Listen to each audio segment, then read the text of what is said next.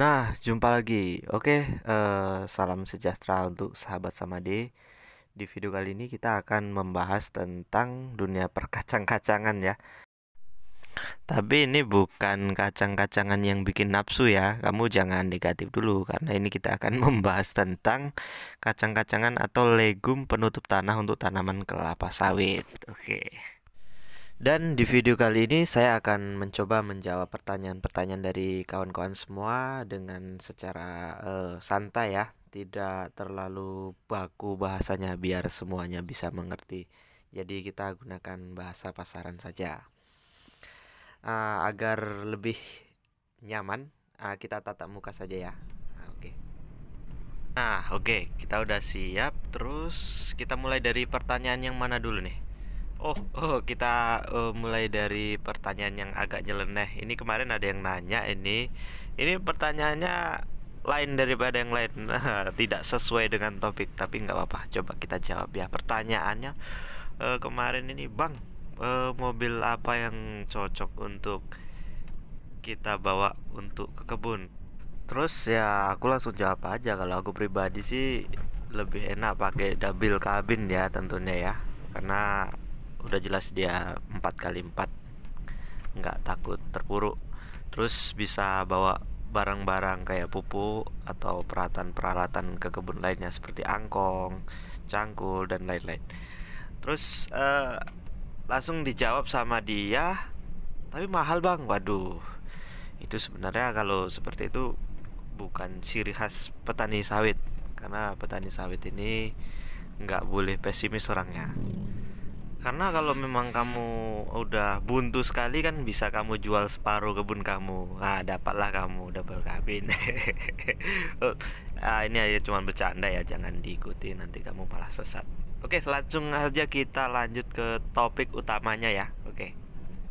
Jadi kalau di grup ini pertanyaannya kocak-kocak. Kemarin ada juga yang nanya tentang, Bang, kacang-kacangan yang bikin nafsu apa bang? Waduh, kalau itu udah jelas konten pemersatu bangsa, kita nggak bisa teruskan ya. Nanti kalau saya jawab nanti bahaya, bisa kena dolar kuning nanti kita ya. Oke, langsung saja kita mulai dari pertanyaan yang pertama. Ini pertanyaan dari netizen yang terhormat. Pertanyaannya, oh bang, kenapa sih kalau perkebunan PT-PT besar itu pakai kacang-kacangan? Langsung coba kita jawab aja ya. Ya, karena kalau kacang-kacangan itu banyak fungsinya ya. Yang pertama, fungsi utamanya itu bisa menekan pertumbuhan gulma. Jadi kalau kita kasih kacang-kacangan itu, gulma-gulma yang seperti anak kayu, terus rumput-rumput lainnya yang bandel-bandel itu dia nggak tumbuh lagi.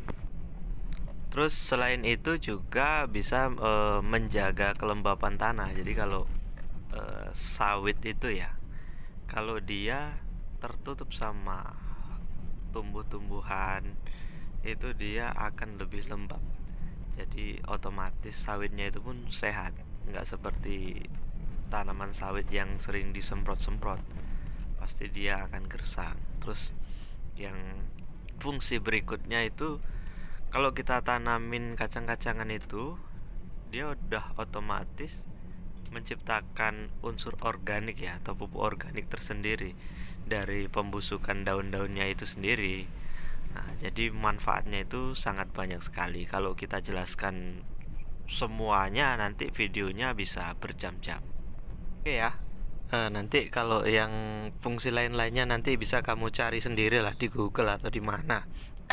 Kita langsung lanjut ke pertanyaan berikutnya. Ini juga netizen yang terhormat juga ini. Dia nanya, Bang, sebenarnya jenis kacang-kacangan apa yang cocok untuk sawit yang masih kecil gitu kan? Aduh, ini pertanyaan yang agak sedikit bikin geli ya, karena kacang-kacangan itu jenisnya banyak. Ada kacang-kacangan kayak konten pemersatu bangsa itu ya.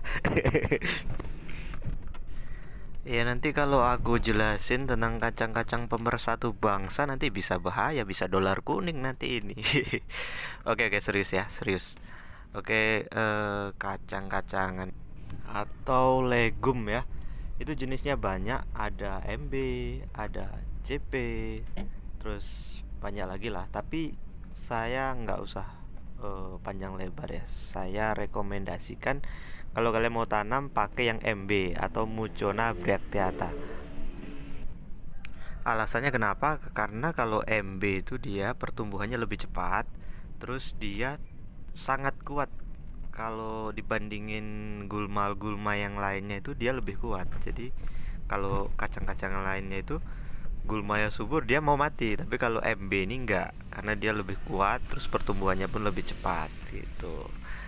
Nah, kekurangannya itu harga bibitnya itu mahal. Kamu bisa cek di marketplace ya, itu entah di Shopee atau di Tokopedia, itu harganya kisaran 750.000 per kilonya. Jadi ini cukup mahal ya. Tapi solusinya kita bisa ngikuti cara-cara PT sih. Kalau PT itu rata-rata dia sistem stack. Sistem stack ini lebih akurat ya. Karena kalau kita pakai sistem benih itu kadang-kadang nggak tumbuh. Cuman kalau kita pakai stack kan udah otomatis yang kita tanam itu memang udah tumbuh besar gitu. Kalau kamu nanya di mana dapat bibit stacknya, ya kamu ya bisa ngambil di perkebunan itu dengan cara baik-baik lah, jangan mencuri ya. Oke, terus lanjut ke pertanyaan berikutnya. Nah, ini kayaknya agak sedikit berfaedah. Ini pertanyaannya, Bang, kalau kita pakai kacang-kacangan itu ada dampak negatifnya atau enggak? Maksudnya kekurangannya ya. Oke, kita coba jawab. Kekurangannya itu yang pertama, dia memakan biaya yang lebih besar untuk perawatannya ya. Dan pengadaan bibitnya juga mahal itu. Kalau kita dari benih udah jelas tadi ya, per kilonya itu 750.000. Kalau kita sistem stack tentu kita akan mengeluarkan biaya pembibitan seperti pembuatan polybag, terus penyemaian dan penanaman. Itu biayanya lumayan mahal.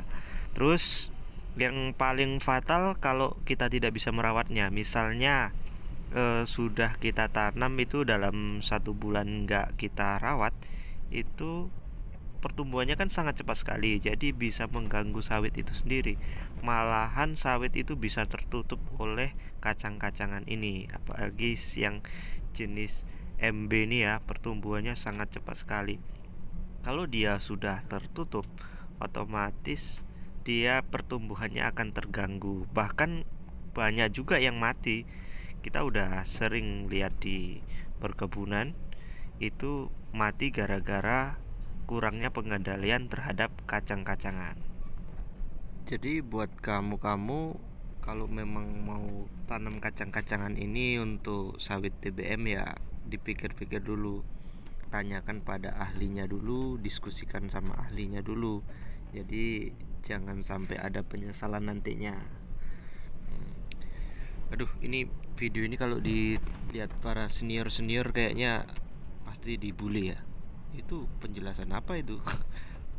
Nggak guna banget gitu kan. Tapi ya saya terus membuat konten ya, karena memang saya tujuannya bukan orang yang sudah pintar, karena saya sifatnya tidak menggurui, tapi mari belajar sama-sama, itu intinya. Jadi mungkin itu saja dulu ya, buat teman-teman semuanya. Kalau kamu menganggap konten ini bermanfaat, jangan lupa bagikan ke teman-temanmu semua. Terus jangan lupa klik tombol subscribe, terus tinggalkan komentar ya kalau ada yang mau ditanyakan atau mau didiskusikan. Nanti kita jumpa lagi di video berikutnya. Pokoknya aku ingetin lagi, jangan lupa bagikan ke teman-temanmu, entah melalui Facebook, Instagram, atau Twitter, atau ke grup-grup keluarga kamu atau pacar kamu, terserah lah. Oke ya, terima kasih.